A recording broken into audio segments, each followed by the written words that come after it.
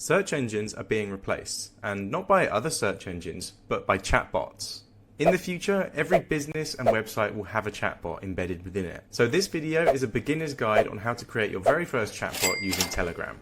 My name is Arun. I have over a decade of experience in building full-stack web applications, mobile apps, and all kinds of AI production-ready systems. Let's get into it. So the first thing that you're going to want to do is download Telegram for your desktop. This could be a Mac or it could be a Windows. I'm working on Windows for now and I've already got this downloaded, so I'm not going to download it again. But once you have downloaded Telegram, then it's really easy to get up and running. So what I'm going to do now is I'm going to open Telegram. Once you've downloaded Telegram, open up the application and you should see a screen like this.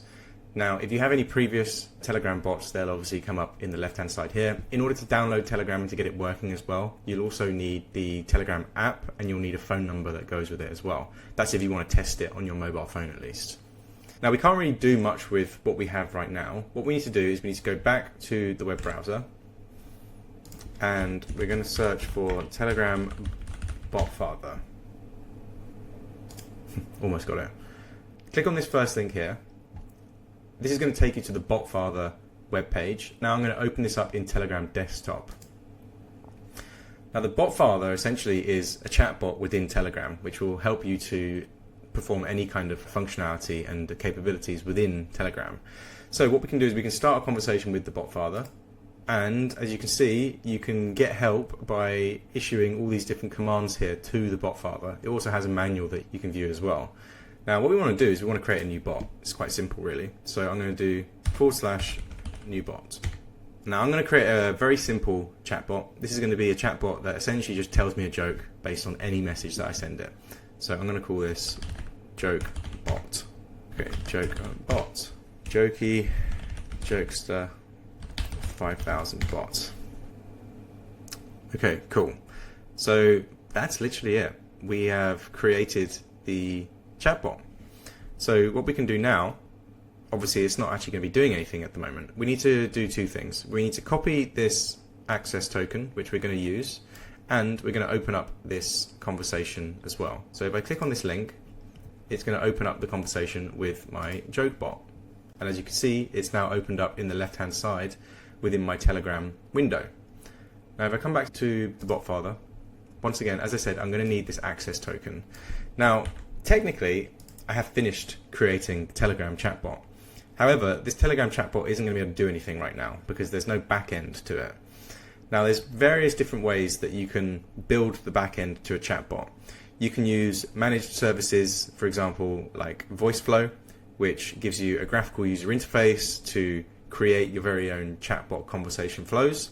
You can use things like Chatbase, which integrates really nicely with LLMs and gives you a whole dashboard that you can view the conversations with.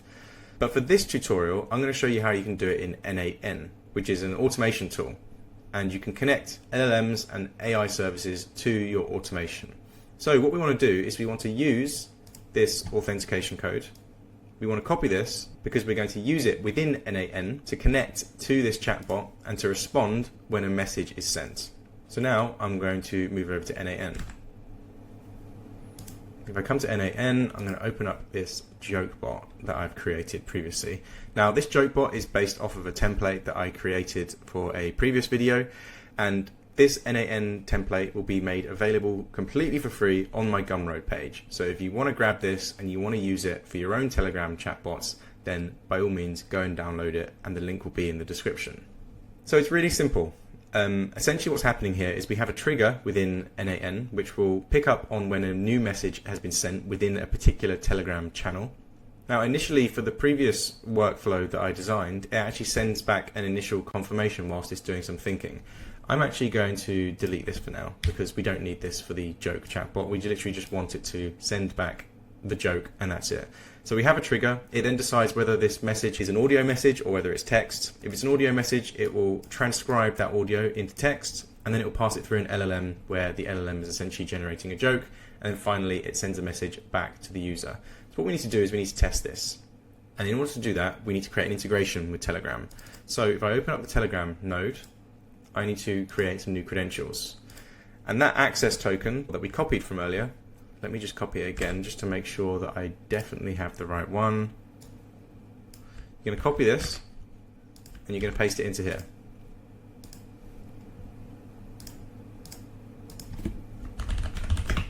And we're just going to call these credentials something useful so that we know which credentials that we're using. Okay, great. So now we're connected to the Chatbot account. That's all good. Now let's test this trigger.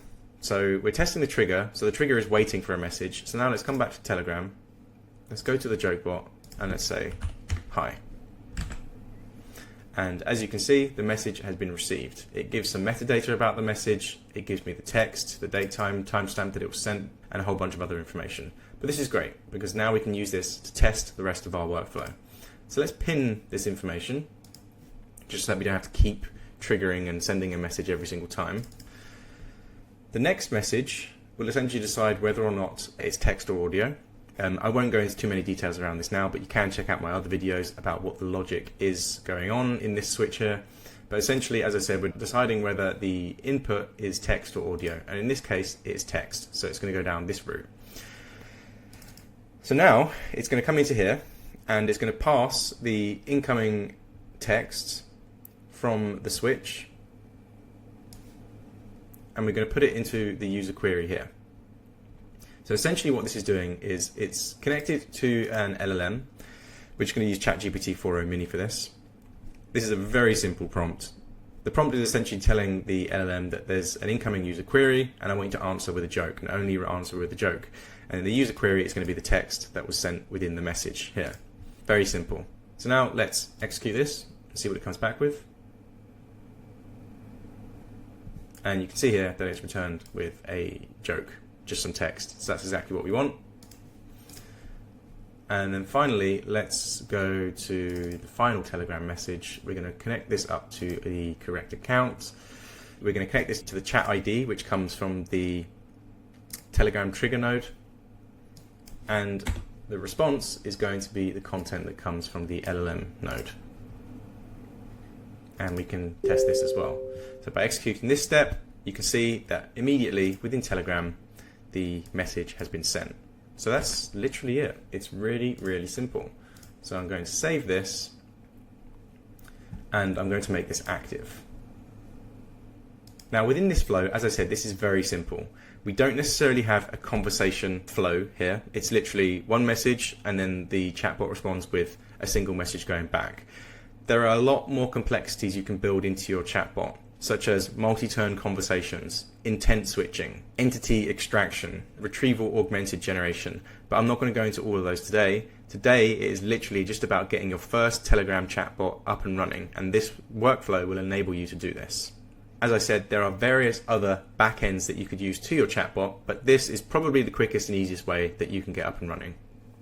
So now that this workflow is active, this means that without having to manually kind of like execute this workflow, in Telegram, I can now have a conversation with this LLM, with this AI backend. So if I come back to Telegram and I'll say, it's raining here in England today. Let's see what it comes back with. And as you can see, it's come back with a response. It's obviously taken into consideration the fact that it's raining here today, and it's come back with a joke that's related to, you know, the rain. Why did the raindrop break up with the umbrella? Because it found someone who knew her. Well, yeah, I mean, whether or not that's a good joke or not, that's up to you to decide. And obviously you can fine tune your LLM to respond back with whatever you want it to be. But this is essentially the blueprint that you need to create a Telegram chatbot within literally just a few minutes. And if I want to dive into the back end of what actually happened during this execution, I can come back to NAN, I can go to executions, and I can see the active execution. So all of these executions here, if it has like a little beaker flask next to it, it means that it was done within a test environment. But when it doesn't, it means that it was done in a production environment whilst it was active. So you can see, you can dive into each of these nodes here. You can see what the message was that was sent. You can see what the LLM responded with, as expected. And so you can really sort of debug things here if necessary.